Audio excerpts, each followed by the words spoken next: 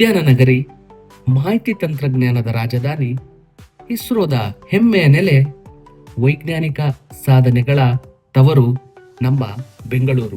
ಬೆಂಗಳೂರಿನ ಖಾಸಗಿ ಹೋಟೆಲ್ ಒಂದರಲ್ಲಿ ಜುಲೈ 19ರಿಂದ 21ರವರೆಗೆ ನಡೆದ IEEE ಸ್ಪೇಸ್ 2026 ಅಂತಾರಾಷ್ಟ್ರೀಯ ಸಮ್ಮೇಳನವು ದೇಶ ವಿದೇಶಗಳ ವಿಜ್ಞಾನಿಗಳು, ಸಂಶೋಧಕರು, ರಕ್ಷಣಾ ಪರಿಣಿತರು, ಕೈಗಾರಿಕಾ ಪ್ರತಿನಿಧಿಗಳು, ಶಿಕ್ಷಣ ತಜ್ಞರು ಹಾಗೂ ಯುವ ಸಂಶೋಧಕರನ್ನು ಒಂದೇ ವೇದಿಕೆಯಲ್ಲಿ ಒಗ್ಗೂಡಿಸಿತು.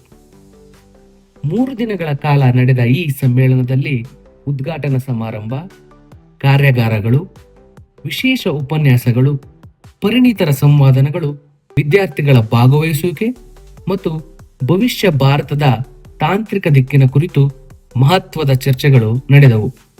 ಬನ್ನಿ ಅದರ ವಿವರವನ್ನು ನೋಡೋಣ.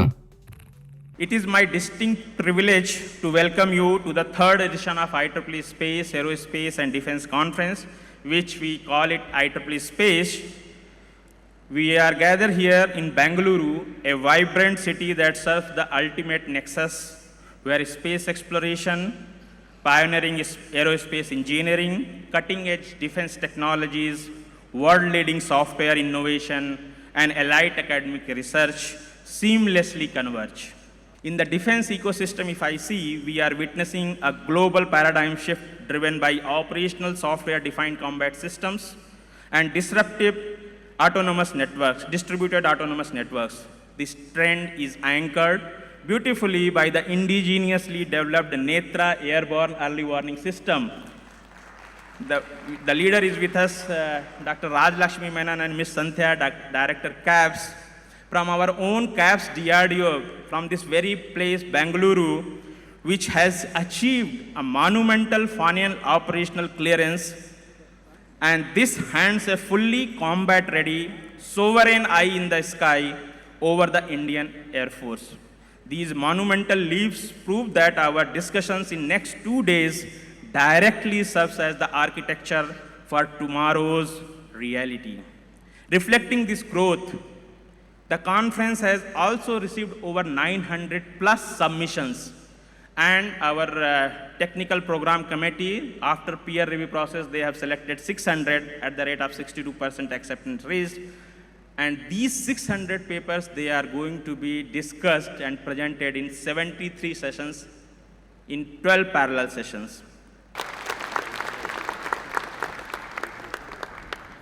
Today, when I say time, the timing is very important. That today, India is the location of this place. India is having an innovation landscape, is expanding unprecedentedly. And as I speak, I am associated with the InSpace, the startups. More than 400 startups are working currently in India only on space. And just to get it clearly, that US also has more than nearly 900 to 1,000 startups, and they started their journey in 2012.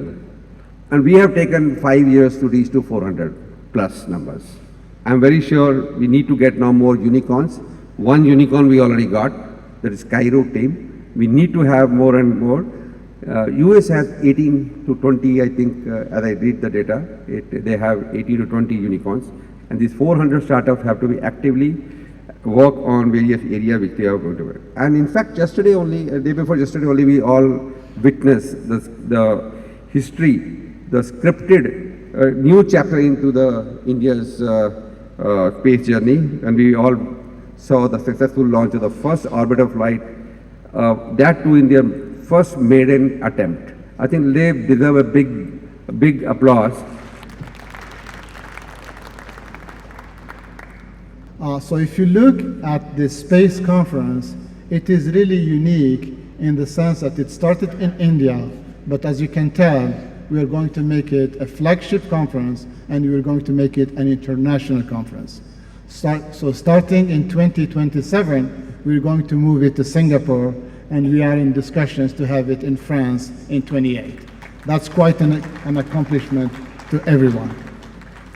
Additionally, and as I've said to some of you 2 days ago when we had a section meeting, Puneet was also able to put together a nice proposal for hosting the 2027 IEEE Radar Conference, which typically has been held in North America, the US in particular, and a few times in Europe. So for the first time ever, the IEEE Radar Conference is going to take place east of Italy and right here in Bangalore. Thanks again to Puneet. So for IEEE, the real power behind this vision, the force that enables IEEE to lead globally has been our volunteers. And it's more than just volunteering.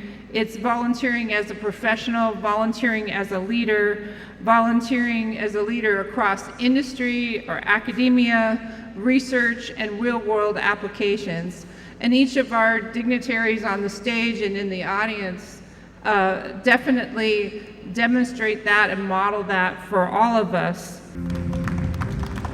Space has always interested humanity, and it has always guided humanity in doing things. In the past, while gazing at the stars, people could make out that these stars are guides for us to identify the position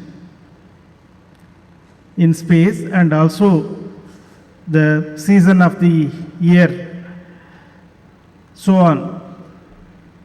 But till very recently, the most overwhelming reason for which the humanity was interested in space was curiosity and exploration.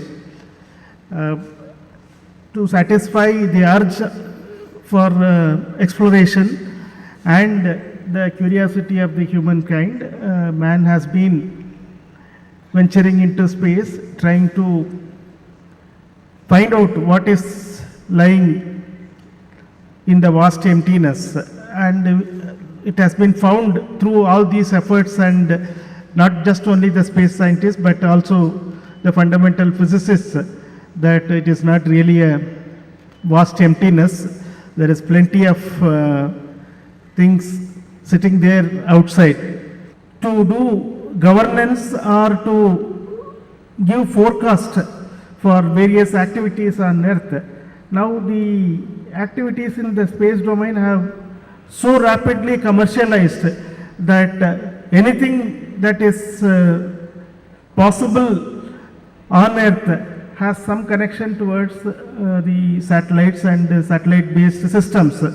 That to that extent, it has become all pervasive and all encompassing. In the next 15 years, India is expecting that a very large number of moon missions will be realized by India, so that we prepare ourselves for what lays ahead. That is, use the moon or the cislunar space as the base for further planetary exploration.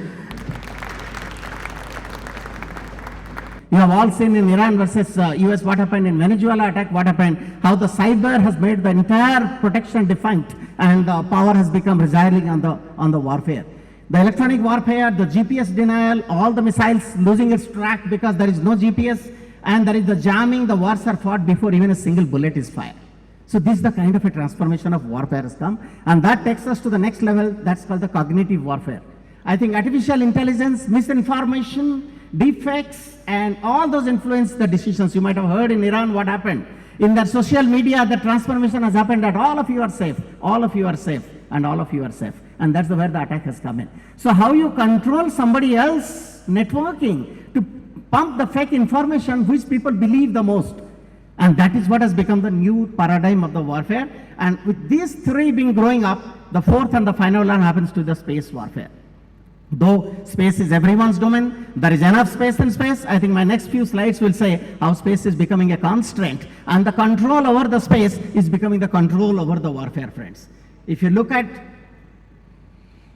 the entire warfare, it is entering to the fourth dimensions. Yes, land, sea, air is the Army, Navy, Air Force. I think everywhere the world is famous for this. But look at my second column. I think we are quickly jumping into the space. Whoever controls the space, whoever can make the space such that it's defined, is becoming the more powerful space weaponaries today. Cyber, I just now explained you, electromagnetic spectrum, AI and quantum. These four verticals are going to be the emerging domains where the warfare is going to be defined for the future. Challenges for the nation are different. It's not just we talked about that we need to put more money. We have many other areas of concerns like the sustainability and fragility, where we have agrarian economy, we have geopolitical issues, we have food and its water scarcity demand, and also the resource limitations in some key areas. Also the societal issues of healthcare, transportation, housing, and many others, which needs technology interventions of various kinds, like the green initiatives which are required, the security that are required for our cyber digital infrastructure, agriculture requiring huge amount of renovation in terms of precision farming, looking at the sea for more economical activity, of course looking at medical. But then how you are going to achieve it? There are institutional activities which are there going into it, and which are the sectors which will really going to be benefited. I think this is very important. For us, many of you know that today there is an Anusandhan National Research Foundation, ANRF, really doing fantastic work. How we can create some research focus with a public and private funding. I think this is really taking off, and I am very happy to be part of some of those activities. Similarly, the private sector R&D fund enhancement substantially, and this is really a serious problem. How do we really support startup? We talked about 400 odd startup in space. In India, we have almost 1.5 lakh startups in all sectors put together. And how do you really mentor them, support them? I think there is a policy shift towards that. Equally important is to look at science diplomacy, bringing technology somewhere, and then create alliances globally if you want to really grow faster. Domains like, reactors. We talk about compact nuclear reactors. Navigation, weather forecasting, and disaster management, not just focused around the boundary of the nation, but its ability must spread much wider and all across the globe. And it's also a catalyst for specific innovation and economic growth and global collaboration. This is very much understood today. And also we have an economy associated with space, which we say there are certain targets fixed by in space. But then I will see it in a different way. It's not just the space economy that is important. The space economy fuels many other economies. I think that's what is important. This is an important thing. We should be able to track aircraft at 500 kilometers, 600 kilometers, and then keep updating. When I launch a 300 kilometers missile, when I launch a 300 kilometers missile, you need to look at the travel distances and the capability of the other aircraft moving away and all that. All those things we need to look at it and make the system, which is essential. If we can, I'm very happy that DRDO has successfully tested solid fuel ducted ramjet, and then which will pave the way for a longer range air-to-air missile, which will make, again, probably the country, if we come out quickly with the missile, we will be the first country which will be crossing 160 kilometers air-to-air missile range. This is one thing what we need to look at it very quickly. So, same way, another important thing is air-to-ground missiles. Is another important thing which we need to look at and try to see that a longer range, beyond 500 kilometers range missiles need to be developed, and particularly at a low cost is one of the important things what we need to look at it. This is another area. So, the country has developed drone-based missiles. Probably one of the first countries in the world to develop a drone-based missile. But then world has picked up. We need to look at it. What better we can do, at what better ranges we can do, and what better missile we can do it, and all that is an important thing what we need to look at this thing. This is the missile segments where a lot of things. But when you talk about this segment, when I talk about drones, when I talk about aircrafts, when I talk about missiles, one of the important technologies which again Mr. Somnath has touched upon is this country, first and foremost, to become Atmanirbhar, we need to focus on the materials. Unless we become self-reliant in the area of missiles and materials, we will be. If I talk about a hypersonic missile, or if I am talking about a drones, unless I have my own rare earth magnets made in this country, I cannot be self-reliant and should not be dependent on somebody else to supply me the rare earth materials. This is kind of a technical forum, and we are discussing what kind of advancements we are making in the field of space exploration and how humanity is progressing in that direction. I don't think that this audience needs that kind of an answer. All of you would probably be aware that there are good enough reasons for us to go to space. Space is very disorienting. You don't know what is up or down, left or right. Obviously you have visual cues, you have Earth, you can look at it, but if you close your eyes and somebody tumbles you, you cannot make out. You cannot tell what is up, down, left and right. So you need visual cues to have your sense of orientation. So the first thing is that all four of us are from the Institute of Aerospace Medicine. Now this Institute of Aerospace Medicine doesn't have a large social media or a media presence because it is from the defense establishment, but this institute has got a very solid history, and I would like to take 5 minutes of yours to tell us about what is Institute of Aerospace Medicine, and from then on we'll take you through the journey of the India's current human spaceflight mission. This center has a very distinct objective for indigenously developing human capability for human space program. The center is developing protocols for psychological selection of not only astronauts. It may be a lot of interest for all of you because we are developing protocols for selection as mission specialist, as payload specialist. Tell them science, to give them evidences, to talk to them in black and white. So if you say out of your experience, if you tell them, I feel so, I presume so, we lost them. IEEE conference, which is actually growing from year to year and stature to stature as we are. Then we had, of course, in 2009, RT2, which studied high energy solar flares and the diffuse cosmic ray background. Then we get into the YouthSat, which had a solar variability detected in an Indo-Soviet mission.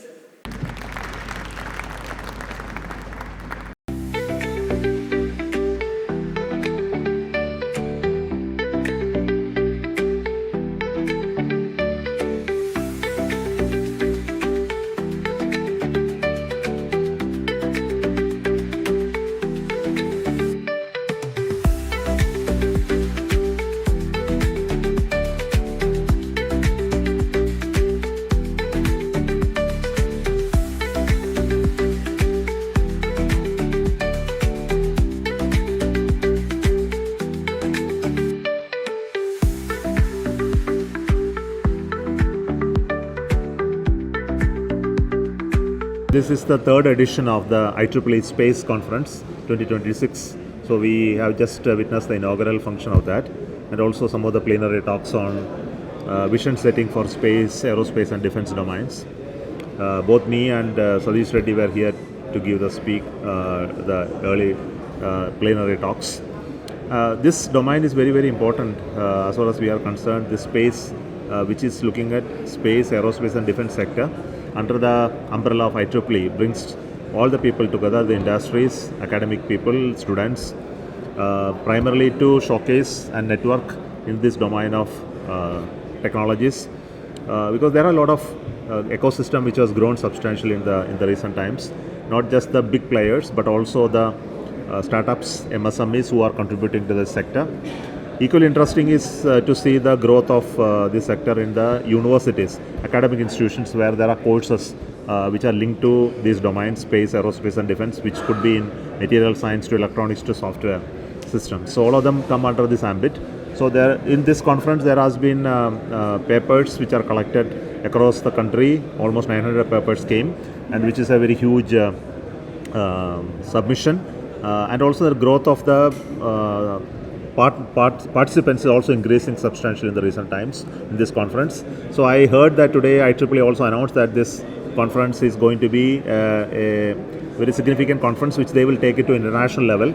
Next year this conference will be hosted at Singapore as part of the AES umbrella of IEEE, which is a great thing for as far as this conference is concerned. So I would like to congratulate today the people who are actually behind conceptualizing the space conference, especially the Puneet Mishra and his team members. Today, IEEE Space 2026 on aerospace and defense technologies is being organized conducted at Bangalore. Happy to participate in this conference. Eminent personalities, engineers, scientists, industrialists, startups, all the people are present here in this. A lot of debate is going on how to make Bharat a completely self-reliant nation and move fast towards Viksit Bharat. Today, lots of technologies are being developed within the laboratories, in the industry and in startups, which are first of its kind technologies in globally and making India tall. And there are many more technologies which need to be also developed, which are being discussed here.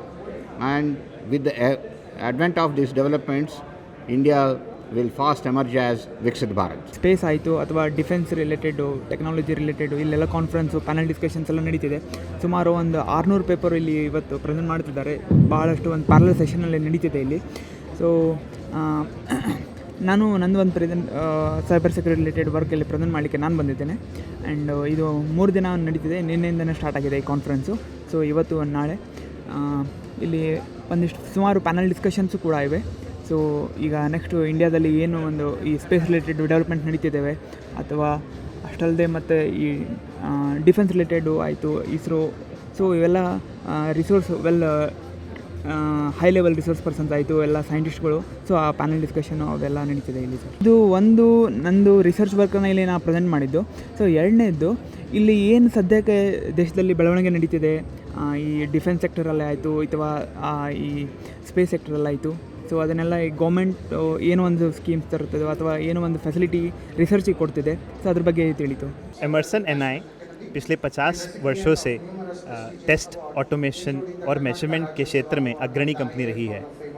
NI Emerson space, defence, aeronautics, semiconductor और electronics के क्षेत्र में अनुसंधान परीक्षण के यंत्र बना रही है जो टेस्टिंग और वैलिडेशन को तेज, सटीक और विश्वसनीय बनाती है. हम इंडिया में DRDO, इसरो, डिफेंस उद्योगों, रक्षा मंत्रालय, शिक्षण संस्थानों और अग्रणी कंपनियों के साथ मिलकर टेस्ट एंड वैलिडेशन के सल्यूशन उपलब्ध करा रही है जो हिंदुस्तान की खुद की बनाई हुई तकनीकों को सशक्त बनाती है. But this is the first conference. What we are doing is again going global. Last 3 years was in Bangalore. ಮುಂದಿನ ವರ್ಷ ನಾವು ಸಿಂಗಪೂರಲ್ಲಿ ಮಾಡ್ತಾ ಇದ್ದೀವಿ ಇದನ್ನ. The one good thing is, as you see the space, that is an acronym for space, aerospace and defense. ಈ ಕಾನ್ಫರೆನ್ಸಲ್ಲಿ industry ಮಾತ್ರ ಅಲ್ಲ, but we have researchers, scientists from DRDO, LRDE, in space, and also other private organizations who have their stake in space, aerospace and defense. So this is an amalgamation of the scientists. Also as part of this space conference, tumba workshops aitu. That gave a lot of visibility to our student volunteers and also the faculties who are working in the intersection of space, aerospace and defense. ಇದು ತುಂಬ ಜನ scientist, DRDO, ISRO scientist ಎಲ್ಲ involve ಆಗಿ ಇಲ್ಲಿ ಅವ್ರ paper presentation ಮತ್ತು ಅವ್ರು ಏನೇನು ಕೆಲಸ ಮೇಲೆ ಏನೇನು ಪ್ರಾಡಕ್ಟ್ಸ್ ಮೇಲೆ ಕೆಲಸ ಮಾಡ್ತಿದ್ದಾರೆ ಅದ್ರ ಬಗ್ಗೆ ಡೀಟೇಲಾಗಿ ಎಕ್ಸ್ಪ್ಲೇನ್ ಮಾಡೋಕ್ಕೆ ಒಂದು ದೊಡ್ಡ ಆಪರ್ಚುನಿಟಿ. ಇಲ್ಲಿ ನಾನು NI ಅನ್ನೋ ಕಂಪ್ನಿನ ನಾನು ರೆಪ್ರೆಸೆಂಟ್ ಮಾಡ್ತಾ ಇದ್ದೀನಿ. NI ಅನ್ನೋದು ಎಮರ್ಸನ್ದು ಟೆಸ್ಟ್ ಆ್ಯಂಡ್ ಮೆಜರ್ಮೆಂಟ್ ಗ್ರೂಪ್ದು ಒಂದು ಭಾಗ. ನಾವು ಮೋಸ್ಟ್ಲಿ ನಾವು ಏರೋಸ್ಪೇಸ್ ಡಿಫೆನ್ಸಲ್ಲಿ ಡಿಫ್ರೆಂಟ್ ಪ್ರಾಡಕ್ಟ್ಸ್ ಮತ್ತು ಸೊಲ್ಯೂಷನ್ಸ್ ಮಾಡ್ತೀವಿ. ಇದರಿಂದ ಸೈಂಟಿಸ್ಟ್ ಮತ್ತು ಇಂಜಿನಿಯರ್ಸ್ ಅವ್ರು ವರ್ಕ್ ಮಾಡ್ತಿರೋ, ಅವ್ರು ಕೆಲಸ ಮಾಡ್ತಿರೋ ಪ್ರಾಡಕ್ಟ್ಸ್ನ ಟೆಸ್ಟ್ ಮಾಡಿ ಅದನ್ನು ಡಿಪ್ಲಾಯ್ ಮಾಡೋಕ್ಕೆ ತುಂಬ ಹೆಲ್ಪ್ ಆಗುತ್ತೆ. ನಾವು NIಯಲ್ಲಿ ನಾವು ಬರೀ ಸೈಂಟಿಸ್ಟು, ಇಂಜಿನಿಯರ್ಸ್ ಅಷ್ಟೇ ಅಲ್ಲದೆ ಸ್ಟೂಡೆಂಟ್ಸ್ ಅವ್ರಿಗೆ ಕೂಡ ನಾವು ಕೆಲಸ ಮಾಡ್ತೀವಿ. ಅವ್ರ ಜೊತೆ ನಾವು ಒಂದು ಲ್ಯಾಬ್ವ್ಯೂ ಅನ್ನೋ ಒಂದು ಪ್ರಾಡಕ್ಟಲ್ಲಿ ಸಾಫ್ಟ್ವೇರ್ನ ನಾವು ಯೂಸ್ ಮಾಡೋದು ಹೇಳ್ಕೊಟ್ಟು ಅದ್ರ ಜೊತೆ AI ಯೂಸ್ ಮಾಡಿ ಹೊಸ ಪ್ರಾಡಕ್ಟ್ ಡೆವಲಪ್ಮೆಂಟು, ಹೊಸ ಸಿಸ್ಟಮ್ ಡೆವಲಪ್ಮೆಂಟು, ಏರೋಸ್ಪೇಸ್ ಇಂಡಸ್ಟ್ರಿಗೆ ಒಂದು ರೆಡಿಯಾಗಿ ಇಂಜಿನಿಯರ್ ಆಚೆ ಬರೋ ಥರ, ಒಂದು ಯೂನಿವರ್ಸಿಟಿಯಿಂದ ಆಚೆ ಬರೋ ಥರ ನಾವು ಎನೇಬಲ್ ಮಾಡ್ತೀವಿ.